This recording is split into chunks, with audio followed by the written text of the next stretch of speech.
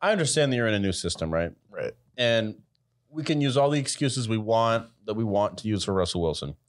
But at some point, you are 3/4 of the way done with the season, and you are still atrocious. Like, literally cannot play football anymore at a high level. There is something more than just Nathaniel Hackett. There's something going on with Russ, and I don't know what it is, and I don't know if he can be fixed. He might be over the hill. I mean, he is 34 years old. Yeah. It's not impossible. For a running quarterback, no. That's when Cam started to fall off. Yeah. And it's like Cam was young. Cam wasn't 35 when he fell off. Cam was like 32. He's only 33. Yeah. So it's like 34. And then by the time they're out of the contract with Russell Wilson, he'll be 39. And he'll have ownership stake in the Broncos. What? This guy's around forever? Yeah. It's like, I don't have a good comparison to think of off the top of my head, but in his contract, he has ownership incentives in the contract. So literally, you can envision 5 years from now, 2027, you've had 5 tumultuous years of Broncos Let's Ride. Yeah. You've had countless disappointing seasons, and this motherfucker's walking around the building with an ownership stake in your team.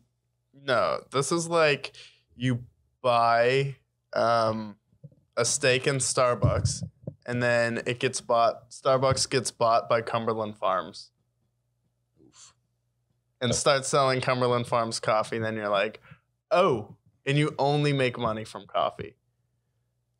That's essentially what it's like, because you go from, this is an amazing coffee chain. This is the best coffee shop ripoff coffee you're going to get. It's better than Dunkin's.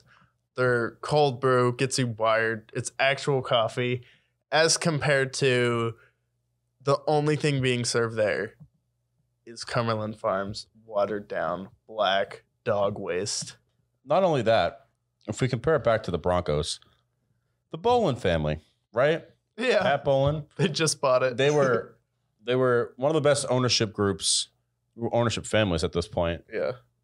And all the football. And then they sell it to the Walmart family, and well, they have been the Walmart Broncos. They have been the Walmart Broncos, and they haven't even been the Walmart Broncos, and they haven't even been the dollar store Broncos. They've kind of been like the Dollar Tree Broncos, but they only sell dollar store steaks. They're like the Etsy's or the Wish or the eBay level quality team.